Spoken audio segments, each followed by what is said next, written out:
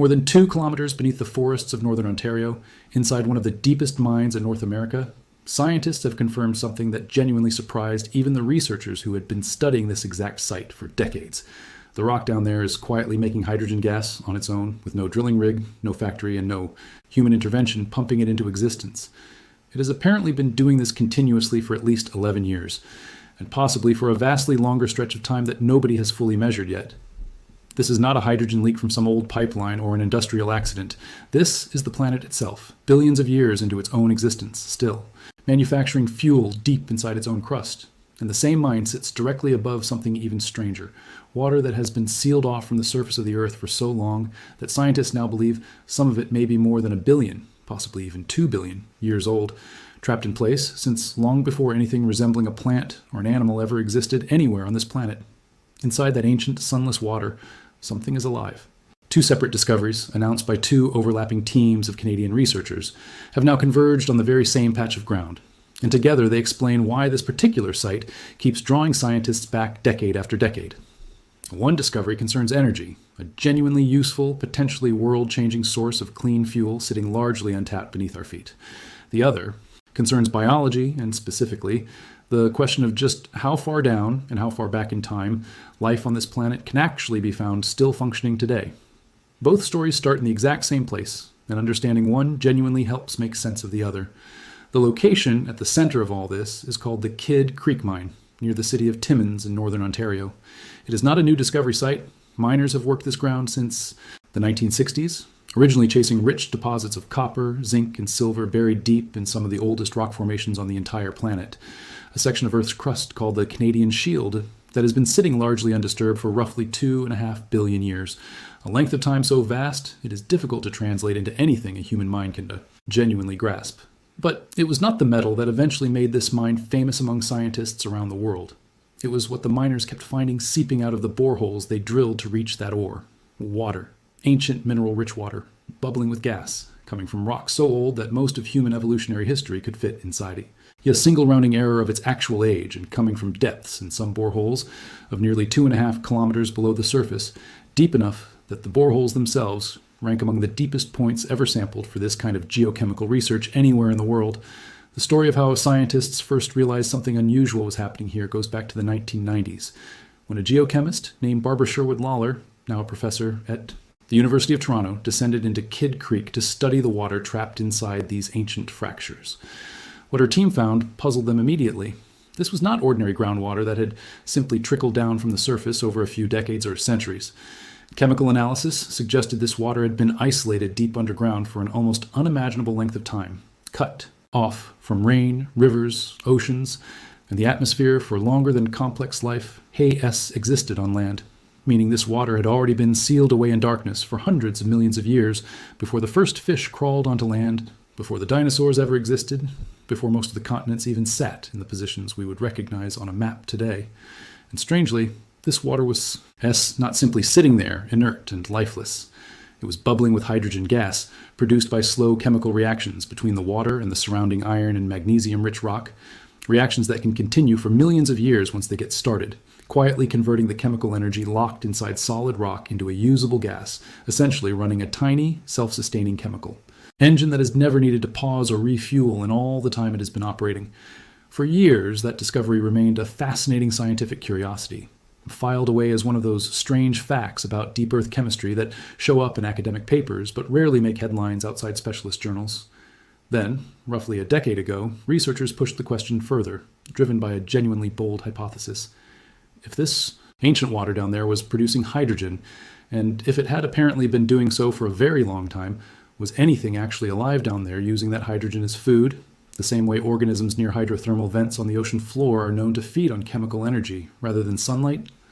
In 2016, the team first presented a chemical fingerprint consistent with biological activity, a specific pattern in the water's sulfate chemistry that looked exactly like the kind of signature left behind when living organisms consume and metabolize certain compounds. Essentially, a chemical footprint pointing toward life without yet having found the organisms responsible for leaving it.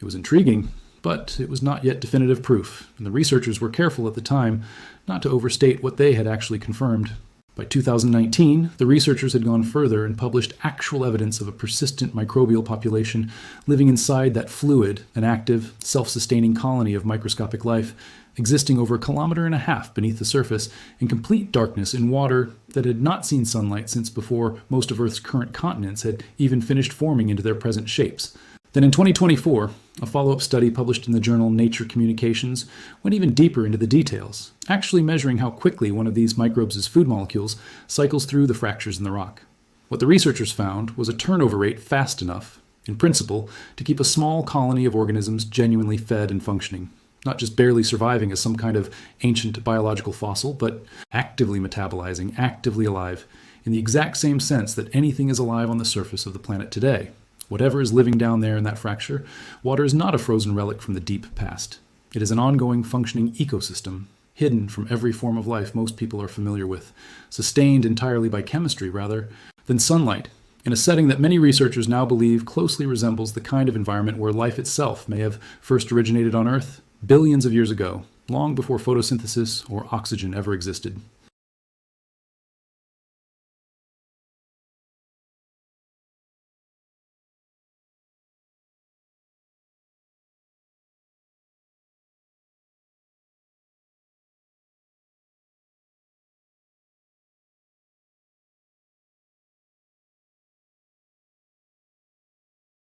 Suggesting Kidd Creek was not a bizarre one-off, but possibly a visible example of a much broader, largely hidden phenomenon occurring inside old, stable sections of Earth's crust, wherever the right combination of ancient rock, trapped water, and slow ongoing chemistry happens to line up. That finding reframed the entire project. What had started as a single strange curiosity in one Canadian mind was quietly becoming evidence of a planetary-scale process, something potentially happening in dozens or even hundreds of similarly old rock formations around the world, most of them never sampled closely enough to notice. Which brings the story to the discovery-making headlines most recently in 2026, and the part that has genuinely excited both geologists and clean energy researchers at the same time. Sherwood Lawler and her colleague Oliver Warr, a geochemist at the ITE,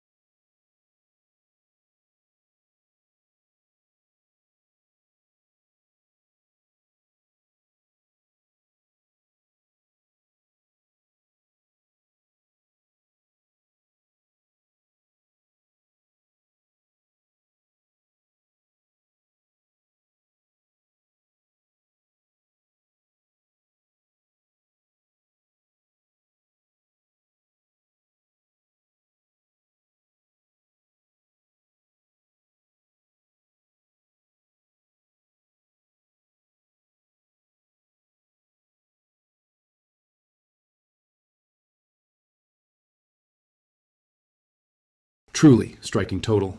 More than 140 tons of natural hydrogen being released from this single site every single year. Enough, by their estimate, to generate roughly 4.7 million kilowatt-hour hours of energy annually, sufficient to meet the yearly power needs of more than 400 ordinary homes, produced entirely by the Earth itself, with no drilling rig extracting it, no fossil fuel being burned to create it, and essentially zero carbon emissions involved in its formation. This is where the science genuinely connects to something with real practical stakes far beyond academic curiosity. Hydrogen already plays a massive role in modern industry, used heavily in fertilizer production, steel manufacturing, and chemical processing, and increasingly discussed as a potential clean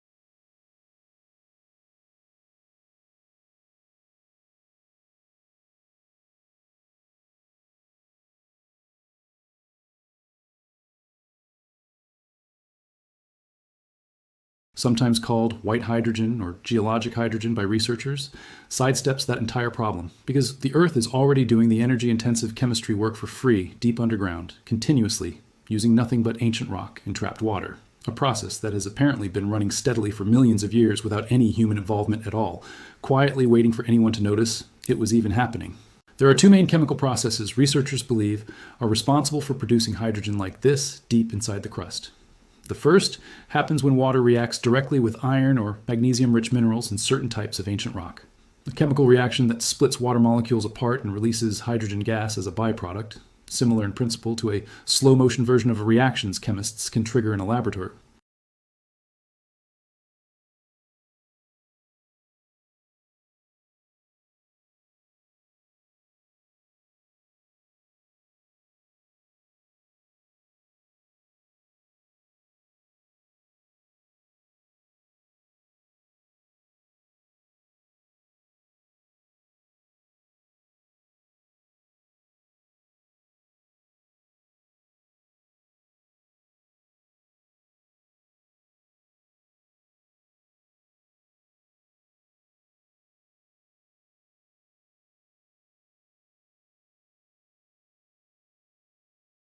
Remained largely undisturbed for over 2 billion years, giving these slow chemical reactions an extraordinarily long, uninterrupted stretch of time to build up and steadily release hydrogen.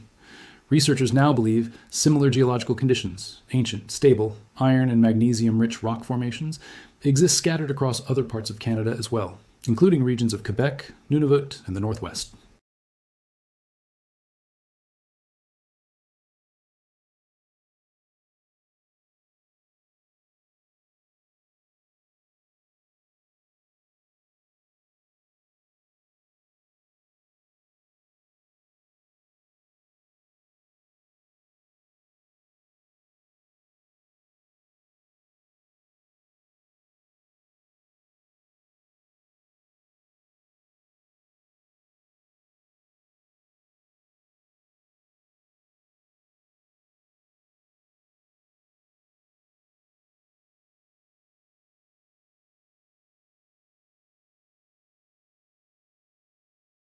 It is worth being clear and appropriately cautious about exactly what has and has not been established here, because genuinely exciting scientific findings like this one can easily get inflated into bigger promises than the actual research supports, something that happens often enough in science journalism that it is worth actively guarding against here specifically.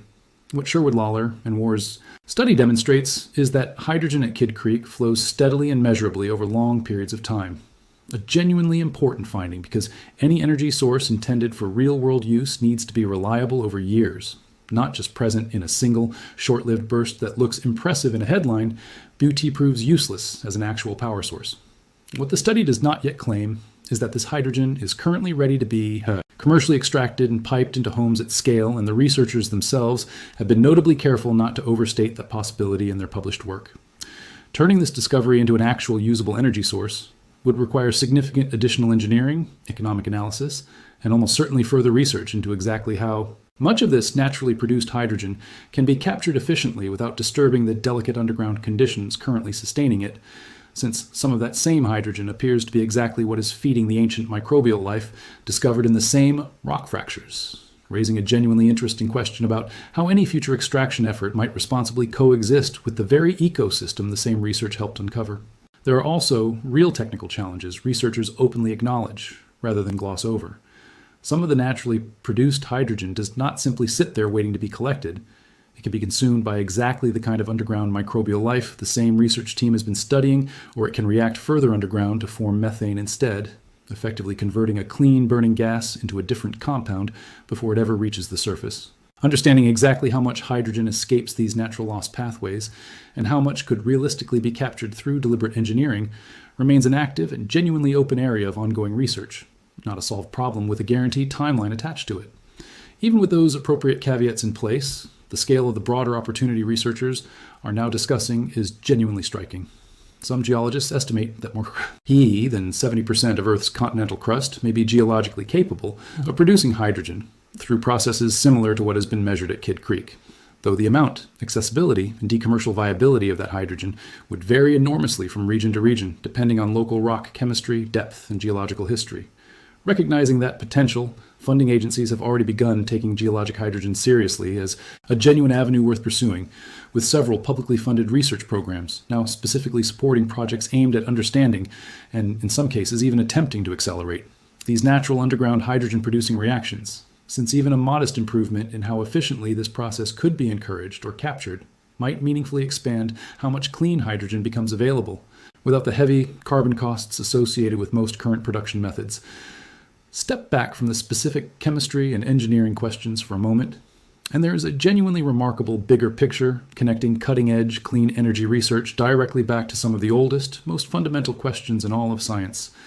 The same ancient sealed-off water that might someday help power ordinary homes, with clean hydrogen, is also currently sustaining a form of life that has existed in complete isolation from the rest of the planet's biosphere for well over 1 billion years, quietly metabolizing hydrogen in total darkness. In a setting many researchers consider one of the closest real-world analogs available anywhere on Earth to the kind of environment where life itself may have first taken hold, long before there was ever a sun-warmed ocean surface or a single photosynthesizing organism anywhere on the planet. Scientists studying environments like this one are not simply looking for new clean energy sources, valuable as that search genuinely is. They are also gathering some of the best available evidence for understanding how life might survive, or even begin, in similarly dark, chemically active subsurface environments elsewhere in the solar system, including deep beneath the icy surfaces of certain moons orbiting Jupiter and Saturn, locations where sunlight never reaches, but where similar rock-water chemical reactions could plausibly be occurring right now, entirely unseen, exactly the way they have been occurring at Kidd Creek for longer than most of Earth's current landscape has even existed. So what actually happened in Canada that genuinely surprised scientists was not one single dramatic headline moment, a sudden explosion, or a single stunning press conference. It was the patient, decades-long accumulation of careful measurement finally confirming something researchers had long suspected, but had never been able to prove with this much certainty, that deep beneath one ordinary mining town in northern Ontario, ancient rock has been quietly generating clean fuel and sustaining hidden life at the very same time, continuously, reliably, for longer than almost anything else currently existing on the surface of this planet. It is a discovery that manages to be genuinely useful for the practical, urgent problem of building a cleaner energy future, while simultaneously offering a rare, humbling glimpse into just how differently and how persistently life can find a way to exist, far from sunlight, far from human notice, quietly continuing in the dark long before anyone thought to look for it. There is something worth sitting with in the fact that both halves of this story, the energy and the biology, were sitting in the exact same rock the entire time, waiting for the right combination of curiosity, patience, and careful measurement to reveal them. Sherwood Lawler first descended into the mine more than 3 decades ago, and it has taken the better part of her entire career, alongside successive generations of collaborators and graduate students, to slowly assemble the full picture now coming into focus. That is not the pace of a single viral headline. It is the much slower, much more deliberate pace of real science, the kind that rarely announces itself with fireworks, but occasionally, after enough patient years underground, comes back up with something that genuinely changes how we think about both the energy locked inside our own planet and the sheer, stubborn persistence of life itself. If this gave you a clearer picture of what scientists actually found beneath Canada, a like helps more people discover the real story, and subscribing means you will not miss where we go next.